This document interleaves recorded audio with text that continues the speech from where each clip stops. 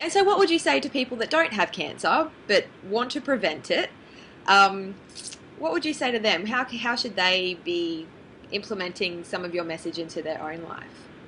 In fact, the message is pretty much the same for everyone. I would tell people who don't have cancer to to love yourself, be grateful for who you are, whoever, whatever you are, and to find things that bring you joy and make you passionate about life. It's very, very important that you look for the gift in every day, in everything, and find joy in your life because healing. Your body is actually much more resilient when you are happy. But when things feel like a drudgery, when every day you're waking up and it's like, um, like let's say if you have cancer and you spend each day waking up, it's, oh, I've still got cancer, I've got to deal with this. It's more of a drudgery. So you're already depleting your resources just being in that frame of mind. You want your resources totally for the healing. You want your immune system to be strong. So for your immune system to be strong, you've got to be happy. Do what makes you happy. And so if you are healthy, that's fantastic. Don't deplete your health by doing things that feel like a real drudgery. I know life can sometimes throw you curveballs, and life can give you challenges. That's one of the constants of life. It always does. But no matter what challenge you get, it's really important to look for the gift. First of all, when you're feeling like suddenly that you're hit by that challenge and it's like the wind is being knocked out of your sails, allow yourself to feel that. Allow yourself the luxury to feel that, because when you allow it, it actually passes. The people who end up wallowing in that and go into depression are the ones who are constantly judging themselves for it and saying, oh, I shouldn't be feeling that, I shouldn't be feeling that. And we beat ourselves up and we become our own worst enemies, and it gets worse and we go into a downward spiral. Yeah.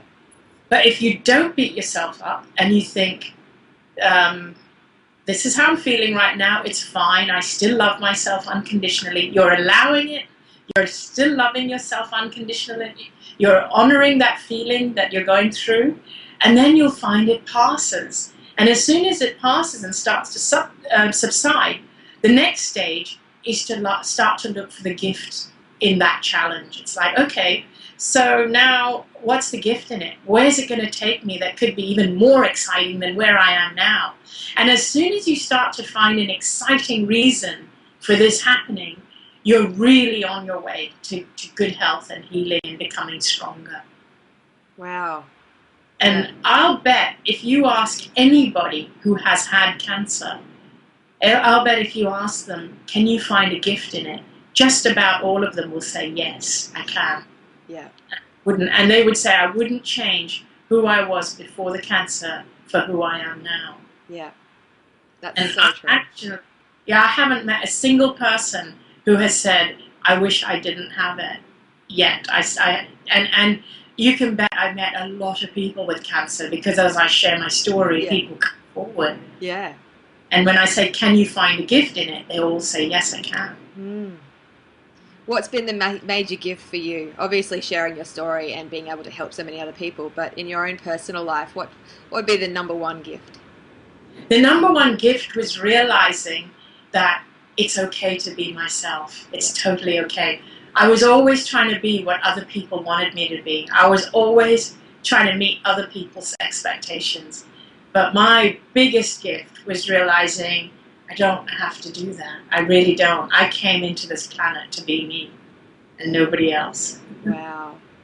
Again, it's so simple, and it's just these things. We could make our lives so much easier if we could just realize this.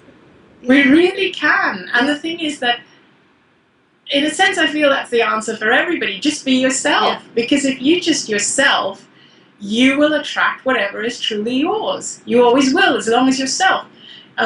When we're trying to warp ourselves and work at being different or what we think is better or meet other people's standards, we're sending really mixed messages out there, because that's not who we truly are. All we have to do is just be authentic, be your authentic self. Yeah. Yeah. And so my view about cancer is that it is really like your body's last ditch attempt to try and get you to live on your own true path and to love yourself and to stop judging yourself. So do you believe that as well? That it's kind of just like a big kick up the bum to start living properly? Absolutely, Yeah. 100%. I never felt, I mean, I used to feel that it was a punishment for something I'd done wrong, or somehow I had created it with negative thoughts and things like that. I realize now it was none of those things.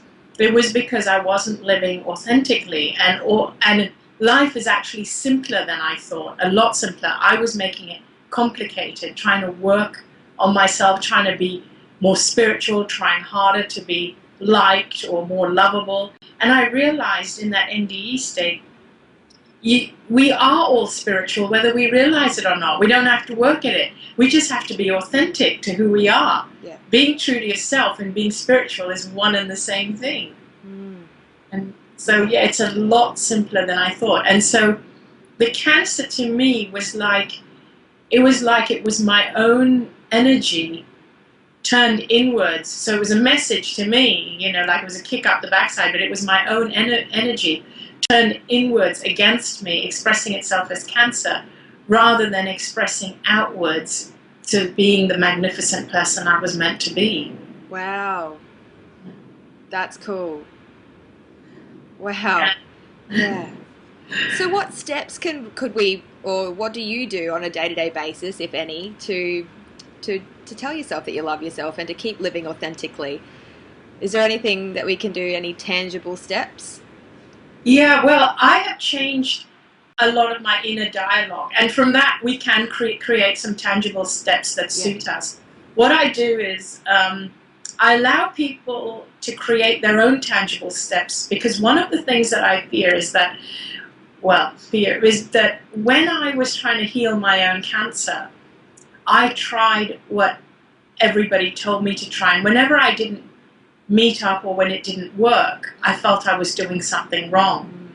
So this is why I don't like to say to people, these are the exact steps you have to do. Right. So what I like to tell you is, this is what worked for me, and let's see if we can create something around that actually works for you. We can tailor it to your needs. That's kind of what I tell people. Yeah. Because this kind of thing is not black and white. It's about finding your own authenticity in a way that works for you specifically. I think the things that are similar for all of us is that our purpose is to be authentic to our own self. That's something that we all share in common, and that it can be very, very simple. The way we do it, the messages, the self-talk we tell ourselves, that can be a little bit different for each of us. So in my case, I was always putting myself down. I was always trying to please other people. I was always wondering whether I was good enough, whether I met other people's standards. And so the things that I would do, my decisions were based on what made me look good, what made other people like me more. So today I ask myself different questions. It's like, am I doing this because I want other people to like me, or am I doing this because it brings me joy? Wow. And so these are the kinds of things that we can ask ourselves is, does this bring me joy? And it's okay to do things for other people. I'm not saying not to, but why are you doing them? Am I doing it because I love this person, or am I doing it because I want them to like me? And so these are the kinds of questions I ask myself now. And I also still ask myself every day, like, is there anything I'm still afraid of? And I ask myself that if there is nothing I'm afraid of, what would I do right now? And so I make sure that I'm not holding on to baggage and fears, try and be as clear and open as possible. Wow, that's good. And what about diet-wise? Do you still think that that's a big key to stopping the cancer from coming back, or do you still hold that as a top priority? I don't put it as a top priority, but it does help. I think that it is a combination. I think it is really, really important for you to feel good emotionally, mentally, and spiritually. I think it's really important for you to have a very healthy self-esteem and a very healthy reason for living. I think that's really important. I feel that that's number one, even before the diet.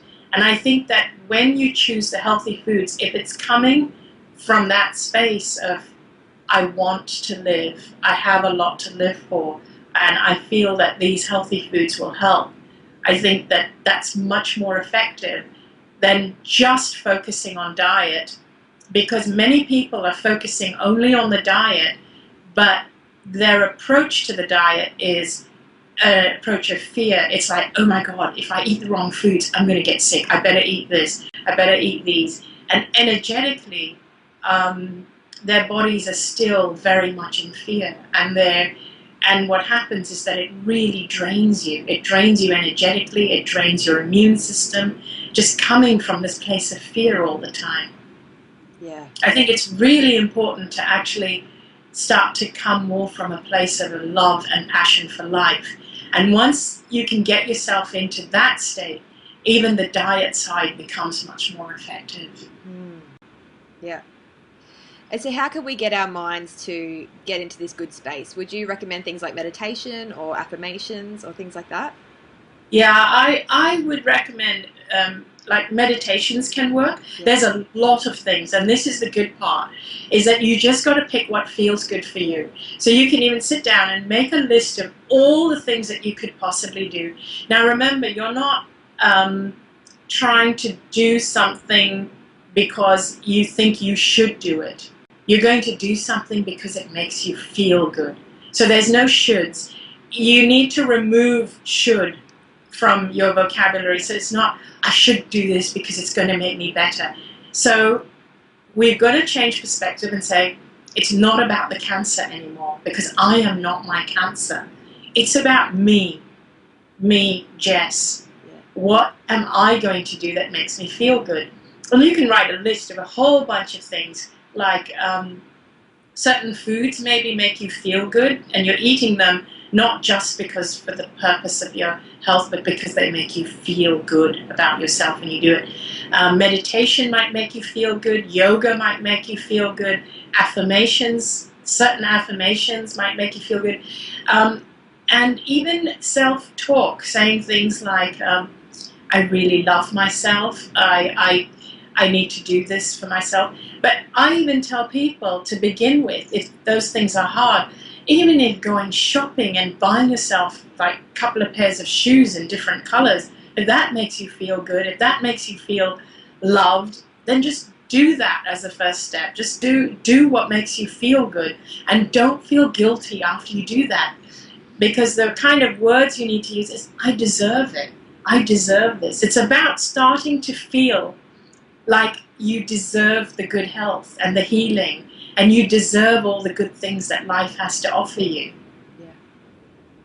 So it's really about doing things that make you feel good, and then moving into things like meditation, and then starting to look at your diet and all these things, but at all times coming from the place of feeling good about yourself. It's like, oh gosh, if I do this, I'm going to get my health back. That's going to be fantastic. I feel even better about this. What about people who have had cancer, have gone through cancer, and might be in remission? What would you say to them? I would say, don't think about being in remission. Live like a regular person. And this is one of the problems, is that from the minute we get diagnosed with cancer, that becomes the bigger thing that we're living for. And even when the cancer is gone, we start to become fearful that we're in remission. What I ask people is, don't make your life about the cancer. So whether you have it or whether you're in remission, live like a regular person. In fact, live better than a regular person. Live like somebody who has passion for life, who has reverence for life. Live like a healthy person would live, who loves their life. That's what I would say to anyone who has cancer, who has had cancer. Live like a person who loves their life, a healthy person who loves their life would live. And those in remission, don't fear your cancer coming back. Live like you are just a normal, healthy person. Wow, that's going to help so many people. It's already helping me, and I just can tell it's going to help so many people. What would your number one message be out of everything that you've experienced, the near-death experience and everything since coming out of it? What's the one thing that you want the whole world to know? I would want the whole world to know that you are absolutely magnificent.